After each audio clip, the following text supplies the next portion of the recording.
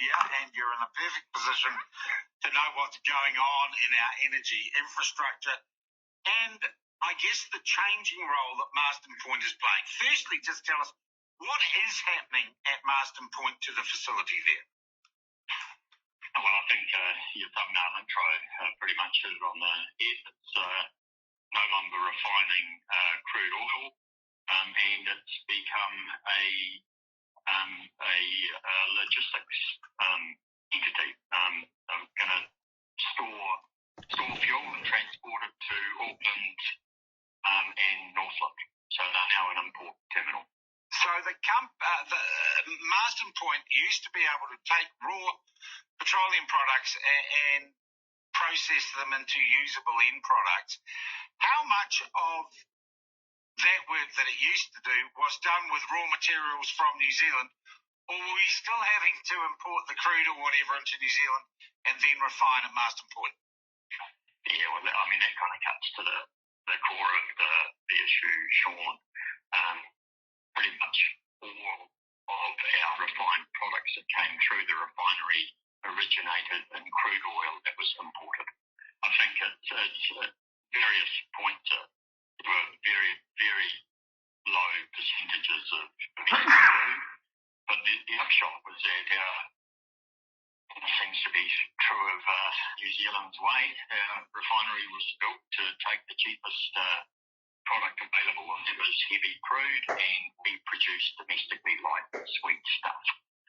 So as a result, our light and sweet crude and condensate is shipped offshore, and we imported all of our oil. So, when you're thinking of this conversation is about risk and risk management, when you're thinking about that, actually, risks have probably been better managed now rather than not. Now, that's so interesting when you get down into it, because, of course, from the man in the street, from the person without the inside knowledge, this sounds counterintuitive, but now that you're explaining it, I kind of get it.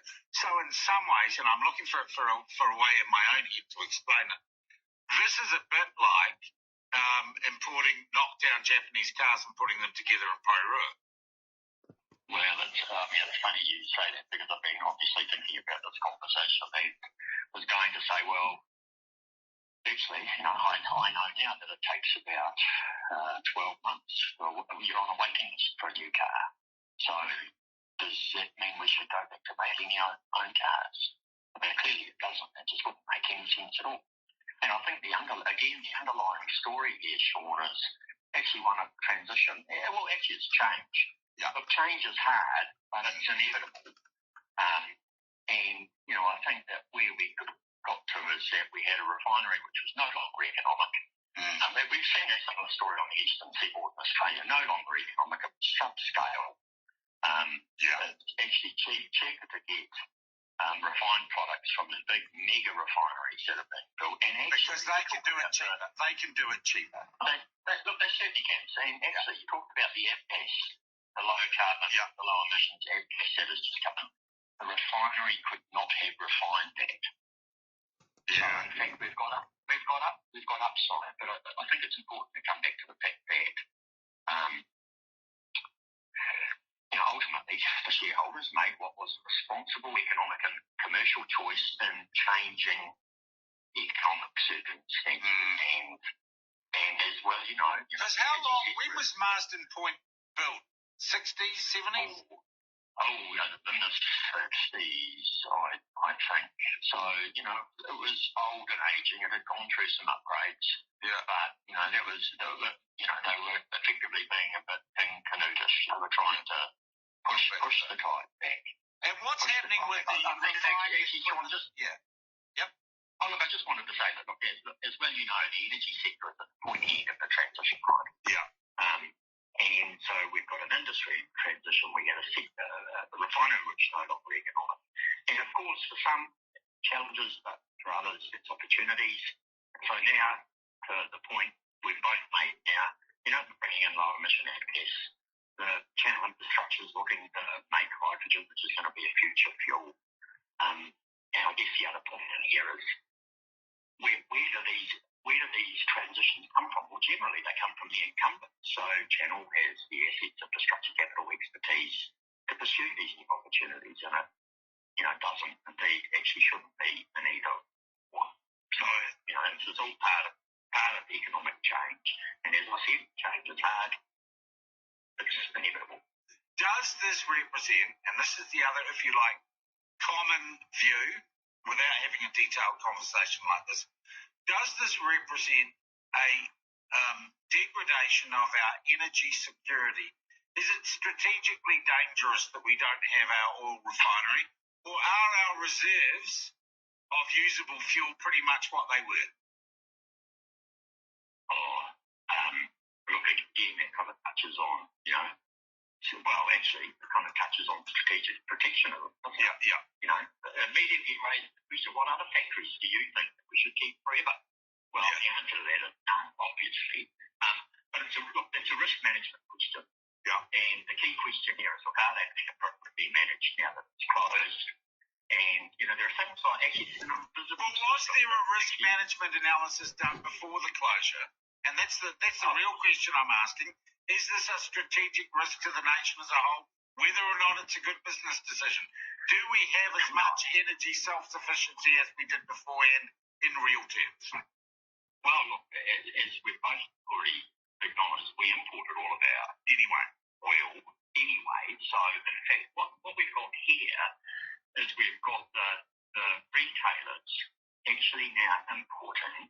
So in fact, they've diversified their risk. So we actually have better risk management. We've got more retailers importing from more refineries to more domestic locations. I get you. So in fact, our risk has been diversified. We're no longer subject to single point failure at the refinery. And actually, there is an invisible system that most people don't realise, which is around the days fuel held here. The Crown obviously the Crown government is incredibly mindful of whether or not the strategic riskometer has ticked up. Yeah. And so they're working with the industry now to adopt some proposals around increasing the days fuel held here domestically. But like everything, there's no free lunch if you want to do that. John, can you give us a straight answer? Has New Zealand's domestic fuel security increased or decreased with the closing of Marsden Point? Look, I think given the risk management profile, I think our security has increased. Okay. Certainly not decreased. But I think the other thing in here, Sean, is we need to actually, as a context, we need not to conflate the impact of Ukraine and the refinery closure. We've got to separate those two things, right? And, it's also important that we avoid hindsight bias because, of course, everyone has 2020 vision of hindsight. Yeah. But if we want more, the thing I was alluding to before is that if we think we need more insurance, so we want to increase the protection of risks, that will come at a cost eventually to end consumers. And I'm pretty confident that without the closure, the price of people would probably now have been higher. Wow. I think it was John, what's happening to the usable kit for refining that is at Marsden? Is it being mothballed or broken down, sold, or is it obsolete? What's happening with the actual facility, apart from storage and logistics centre stuff? What's happening with all that gear at Marsden Point? Well, the refinery gear is gone. It's had gas taken to it. So it's all been cleared. But of course, all the tanks and the pipeline infrastructure is still there, and that's what's being used. And in fact, the site is huge and it's been developed. So I understand that Channel Infrastructure is looking at putting in not a wind farm, a solar farm where it can develop green hydrogen. So this is actually a poster child for the energy transition. Yeah, and that's the interesting thing I'm getting from you. Yeah, this isn't just your business.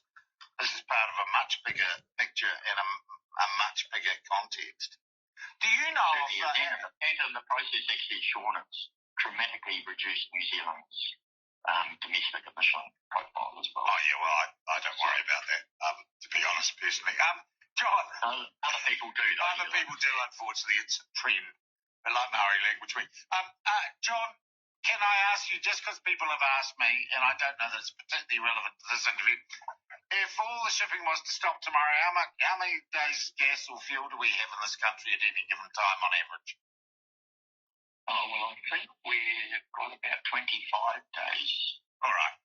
storage here, but again, we've diversified our risk, so we've got multiple ships doing multiple trips. Yeah. And larger ships doing multiple trips. So it would have to be something extraordinarily unusual for that risk profile to worsen. Yeah. So, by the time you count the on-sea transport, there's I won't go into the detail, but there's a complex ticket process whereby we hold crude tickets to crude stored offshore, and then we've got our onshore our storage. So, all of that system, a number of moving parts, but that system is pretty sound. Yeah. John, thank you so much for coming. As I said, this is just an issue I had a lot of people corresponding on. You've actually dispelled some of my misconceptions about the Marsden Point close down. Look, would you have anything to say? People have said there's a guy called Brad Flutie who has sent me the odd email. What would you say to those who are protesting the Marsden Point shutdown? I just say, look, the refinery was uneconomic and the risks can and are being appropriately managed. Good on you. Story. Good on you, John. I thank you so much for your time this morning. Have a great weekend. That is John Carnegie. He's the CEO of Energy Resources Aotearoa. They represent people who explore, store, fuel, all sorts of stuff, right? I think they used to call it the Petroleum Association, but it wasn't very politically correct, so you've got to put Aotearoa in the name. Energy Resources Aotearoa. Big oil. No, they're not big oil. I don't know. They might be, actually. I feel a whole lot more relaxed about New Zealand's energy security after talking with John.